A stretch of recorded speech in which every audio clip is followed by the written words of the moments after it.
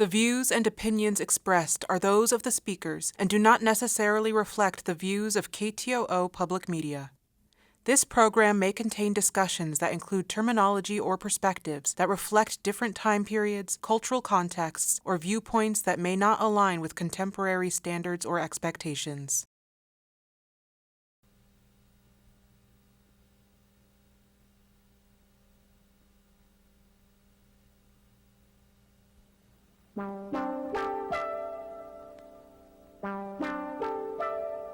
A dog that is well trained, that knows come, heel, sit, stay, no.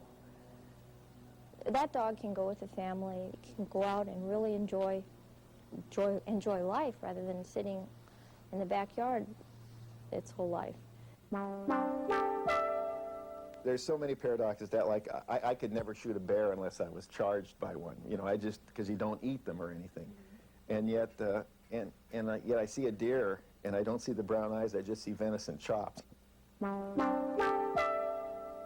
I have a suspicion that this museum is one of the 10 or 12 oldest museums in the United States. It's the oldest museum in the state of Alaska.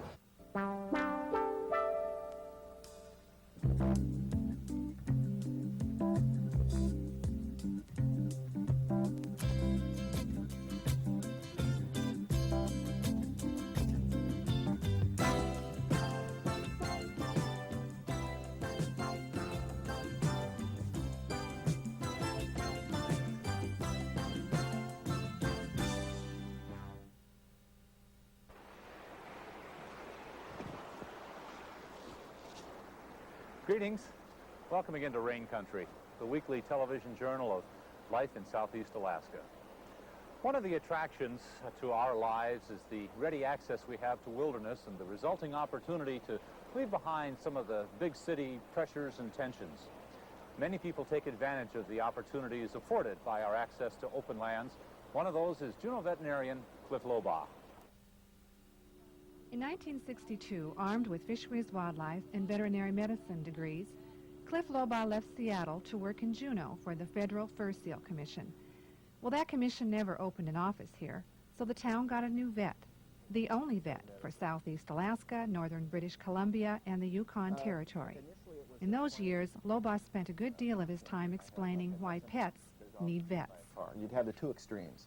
You'd have people that were just great, like Joe George, who, you know, was the mayor, would come in, and he'd always give me a tip. And he was afraid I was going to leave because I wouldn't have enough business, because he loved his animals, he loved his cat. And then you'd have people that would think, well, you know, they would just, if their dog got distemper, died, they'd get another dog instead of vaccinate. Or you'd have the individual that would come in and his dog would have a broken leg, and you'd say, I remember I told the person, well, it'll be $45 for an open reduction in the medullary pinning on the leg, and he says, well, for that I may as well take him out and shoot him. And I couldn't believe it, the guy took the dog away. But along with education, that stopped. And it was an easy clientele to educate. While educating was easy, the hours were long. To recharge flagging energies, Lobough took his family into the Canadian wilderness near Atlin. One year, I worked for 10 years straight, all by myself, and that's 7 days a week, and having Memorial Day and Labor Day off. And so I decided to take a 6-month sabbatical, and we went into Lower Tagish Lake at Swan River and took the family in and taught the boys school for a semester. I had it planned, so we were going to have, you know, basically August, September would be putting up food, October would be putting up, you know, our fuel supply, and then at the end of the semester in January, February, we were going to ski out. But some people told Lobough he and his family would never survive the British Columbia wilderness. They told me, you know, that it's stupid staying in here. You know, you don't have a radio. You shouldn't be here with your 2 kids. You know, and they suggested I come out and stay in Atlin. Well, if I was in Atlin, it'd just be like being in any city, and I wanted to be completely isolated, have a miserable time in the wilderness, so I didn't like it anymore. You know, and I'd gone in for 2 months and loved it. I'd gone in for 3 months and loved it. This time I was going in for 6 months with all the disadvantages, the whole family, the animal, you know, everything, just not yourself, and I was going to have a miserable experience and then shut up, you know, the rest of my life. I figured, well, I'll tell you, it was heaven. But there's another wilderness attraction even closer to home. That's on Admiralty Island, where Lobough often retreats to his 90-acre homestead. He putters about the site, cultivating a year-round garden and easily coexisting with Admiralty brown bear. Like I said last year, I had a bear who would come right in that area there and sit and watch me. And he was extremely dependable, and I could get people to take pictures of him and everything. And everybody told me he was going to eat my dog because my dog runs back and forth there and catches fish all the time, these little sculpins. And I'm convinced the bear was interested in organic gardening. Lobough hunts game, so how does he explain that paradox of treating animals and also hunting them? There's so many paradoxes that, like, I could never shoot a bear unless I was charged by one. You know, I just, because you don't eat them or anything. And yet, yet I see a deer, and I don't see the brown eyes, I just see venison chops. But I feel there's no conflict, as long as they use the whole thing. Another paradox, Lobaugh's activism in Alaska conservationist issues. And then when I came up here, I was just surprised, you know, that you've got the largest national forest in the United States, over 16 million acres, and there wasn't 1 acre of dedicated wilderness. And so liking animals, fish, older people and children in particular, I felt it's very important to protect, you know, some of the habitat, or you're going to have none of that.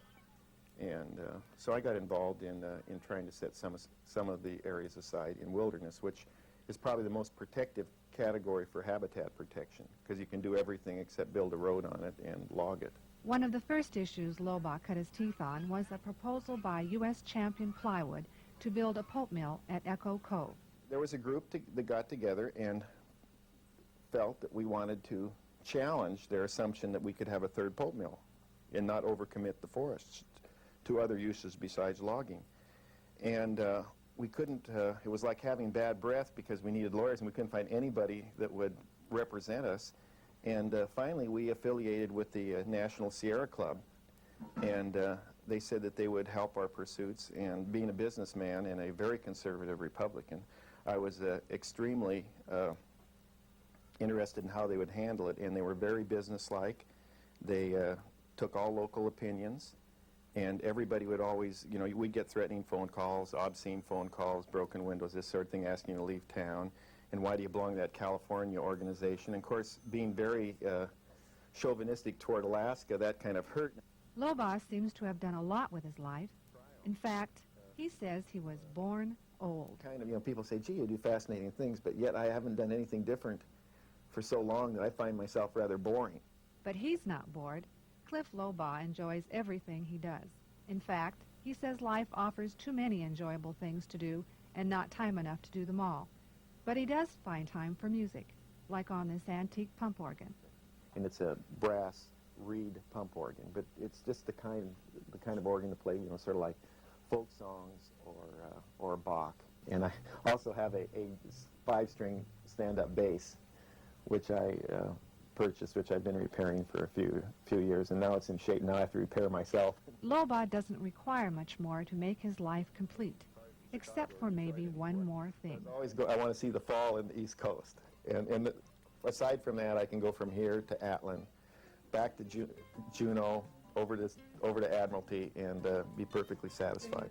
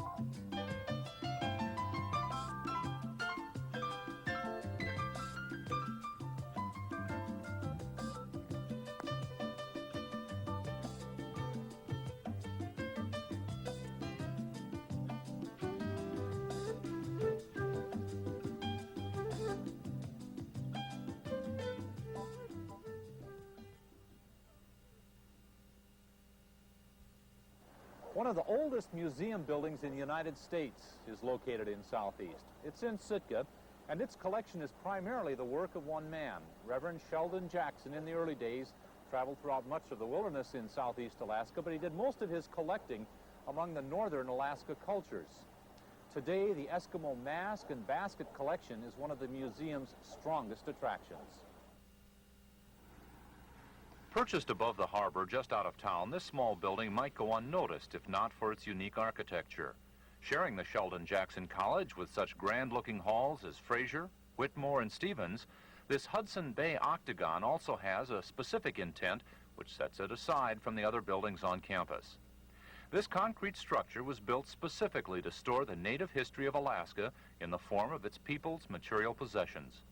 At one time called the largest collection of Alaskan curiosities in existence, these articles are now regarded as a superb ethnological record. This museum is named for the man whose collecting interests brought about its construction, Dr. Sheldon Jackson. Dr. Jackson began his collection of Alaskan curiosities in 1877. By 1889, while serving as Alaska's first Commissioner of Education, Jackson's collections had grown to the point that a frame building was constructed to house them. Resembling the old-style native houses, the original structure was quickly overflowing with numerous acquisitions donated by Jackson and others. In 1895, a Boston architect was hired to build a new, larger structure which would be more appropriate to house such a significant collection. To meet Sheldon Jackson's requirements, Alaska's first concrete building was erected. At the time, the local natives who helped with the construction were amazed by the Boston architect's ability to mix sand and water and, as they said, make stone. Besides being a first in Alaska's architecture, this museum carries other honors. Curator of Collections and Exhibits, Peter Corey. I have a suspicion that this museum is one of the 10 or 12 oldest museums in the United States. It's the oldest museum in the state of Alaska. By oldest, I mean oldest museum that is still functioning today. There were museums that were started a lot earlier. I understand there was a museum in Kodiak very early that went defunct. But I think nationwide, this is one of the 10 or 12 oldest museums in the United States. And I think one of the very interesting things is that this building has been a museum for its entire existence. Even during the Second World War, when there was a large military presence here in town, this building was not commandeered for other purposes. And so for its entire history, this place has been a museum. Although Sitka was Dr. Jackson's home base for his Alaskan wanderings, most of his acquisitions came from further north, where he spent his summers cruising the southwest coastline on the U.S. revenue cutter Bear. We're not a large collection, but we are a very fine collection because of the amount of documentation that goes along with it. For example, as you walk around and look at various things, you'll see written right on the sides, Arctic Ocean, presented by Sheldon Jackson, 1893. So we have all of this documentation as to where he got it and what year he got it. In some cases, we have specifics of what village it came from. Because of Sheldon Jackson's emphasis on northern cultures, the collection of Eskimo baskets at the museum is one of the best in Alaska. These baskets express some of the finest handicraft of the Eskimo women. There are actually 3 techniques used in Eskimo basketry. There's twining, and then there's coiling, and then there's, we have several baskets that are made of braided strands which were then sewn together. That's the more unusual of the 3. Basically, the material is grass, beach grass or ryegrass, which is gotten at several different times a year depending upon what the use is. And then we also have baskets made out of baleen. Baleen basketry is, in a cultural spectrum, relatively new, probably introduced about the turn of the century by Charles Brower into the Barrow community. The baskets that you see in those cases were mostly used for either carrying or storing of materials in the home, everything from food materials to personal items. Sometimes it was clothing. The baskets that were collected by Sheldon Jackson show very little color. Any sort of decoration was usually by the addition of some non-grass material. It could be the skin from the legs of birds, or pieces of fur, or dyed seal intestine would be used. But it was in the 19-teens and 1920s that they began to use a lot of dyed material. Some of it was natural dyes. Some of it was, they would take crepe paper and boil it to take the color out of it, or carbon paper or Hershey bar wrappers, and just boil them and get the color out, and then put their grass in there. But some of the early things were not mordanted well. That is, there wasn't something put in there to fix the color. And so the colors are quite fugitive. Although it's hard to pick out one specific collection in the Sheldon Jackson Museum, which stands above the others, the Eskimo mask collection definitely catches your imagination. Unfortunately, there's not a lot known about Eskimo mask ceremonialism. It was heavily affected by outsiders coming in. Unfortunately, at the time these were collected, Sheldon Jackson didn't get all of the specifics as to what it exactly referred to, and what the spirits were, and how it was used in Eskimo ceremonialism. But the number and the differences in the mask would certainly give the indication that these people had a very highly developed ceremonial concept and understanding or belief in a spirit world, and the efficacy of a spirit world interjecting itself into the real world. And I think those are one of the things that I would like people to think about most, is that these things were made with a very rich and wide background behind them. In 1985, the Sheldon Jackson Museum changed ownership and went through another major reconstruction phase.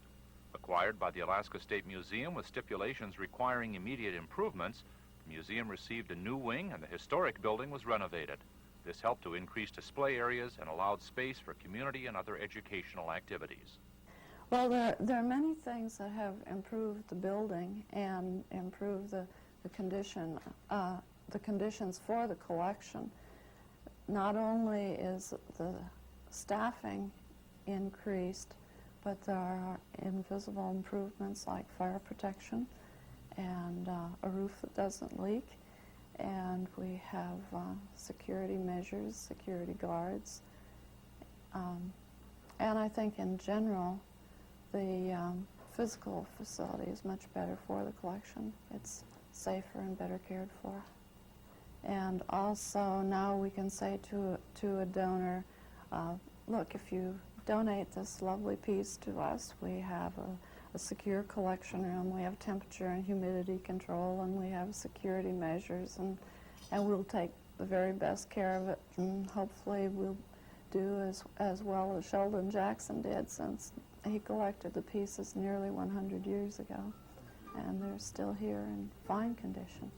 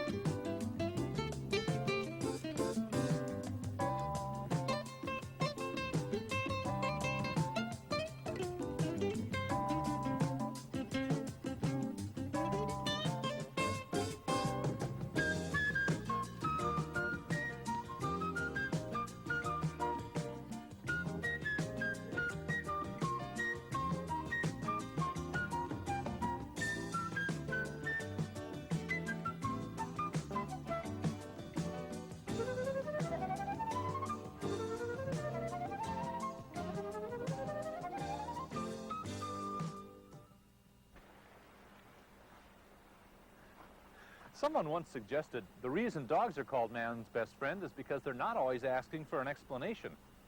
Whether they ask or not, it's easier having a dog around if the proper rules of behavior are understood. And since the dogs aren't going to ask, one way to teach them is by sending them to school. The Ketchikan Parks and Recreation Department offers a dog obedience class.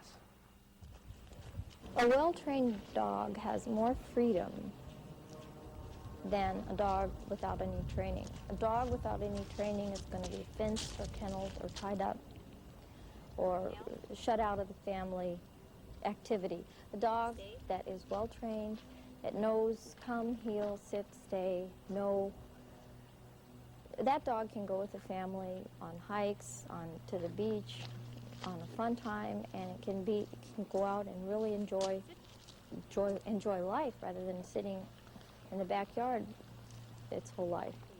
Anita Moran offers a dog obedience class in Ketchikan. Her interest in dog training came about when her husband wanted an Irish wolfhound. Such a large dog would require training, so Moran took a course offered by Ketchikan Parks and Rec. She obtained a second dog, a Bouvier, and soon she was an expert at training dogs. When you're training your dog, you always take off the other collars so that they get the idea that when you have the training collar on, you mean business. It's not fun and games, it's work time. And most dogs, when they hear the jingle of the training collar, really do look forward to working, because it is a very positive experience that they spend with their owners. Molly, down. Yeah, it's a good girl. Good girl. Stay. When you have a large dog, you start out when they're very young. People ask me, when's the best time to start training the dog? And I tell them, well, by not training them, you're already teaching them something. So the minute that dog gets home, you start training. You make up your mind what you want the dog to know as an adult, and then that's what you work toward. Molly, come. Good girl. Heel.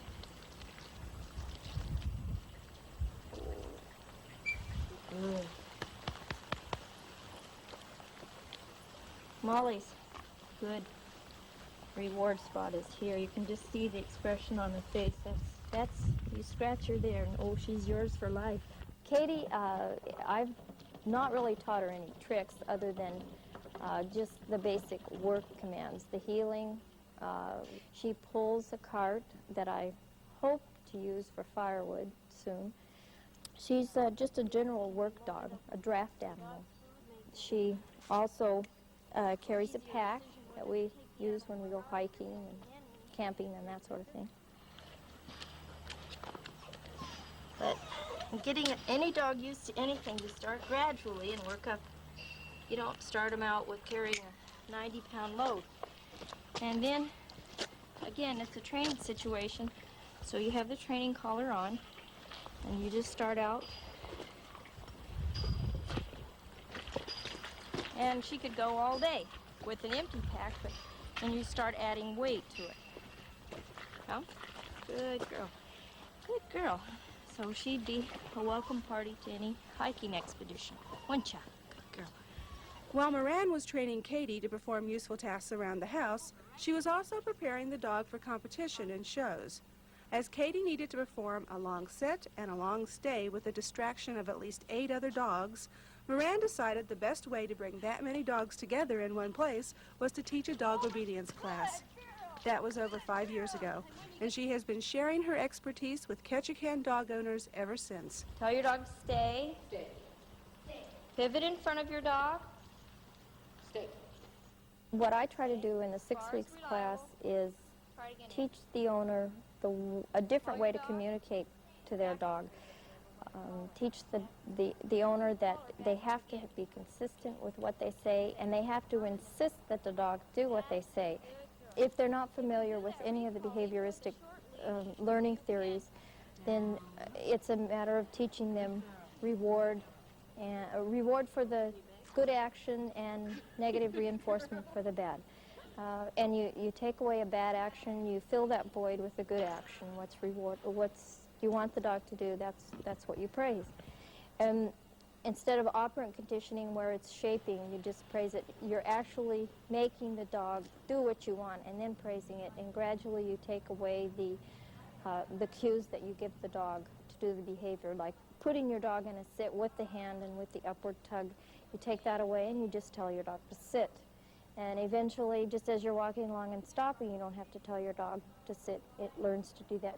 It's very slow, but steady. One of the behaviors that in the class, if they have any behaviors that they're unhappy with their dogs, I try to tell them ways they can retrain their dog.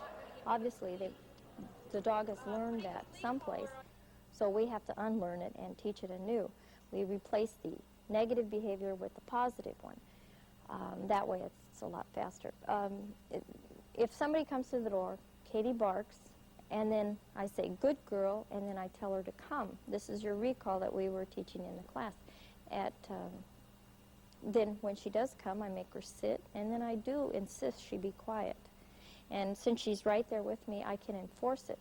It's a lot different than your dog barking at the door and then going to the dog, and the dog's jumping around hysterically, and you say, quiet, quiet, quiet, quiet 50 times, and the dog is still barking. Okay, in that situation, the dog is in charge. With a very young dog, we try to stress that the training time should be really short, 2 or 3 times, 5 minutes a day, and that's it. And they need time to be a puppy. Tell her no, Andy. When she moves, you tell her no. Her class is open to dogs 4 months or older. She suggests you decide what you want your dog to know as an adult and start training while it's still young. By not teaching your dog anything, by waiting until the dog is 6 months or a year and a half, by not training him, you're teaching the dog he's boss. You want the dog to learn ideally that the owner is the boss. If the dog knows that right from the beginning, then it avoids a whole lot of problems. Heel. Girl. Okay, heel. A Juneau veterinarian seeking solitude in the wilderness. Sitka's Sheldon Jackson Museum, one of the oldest museum buildings in the United States, and a dog obedience class in Ketchikan. Just 3 more facets of life in rain country. We'll explore more next week at the same time. I'm Scott Foster. Have a good day.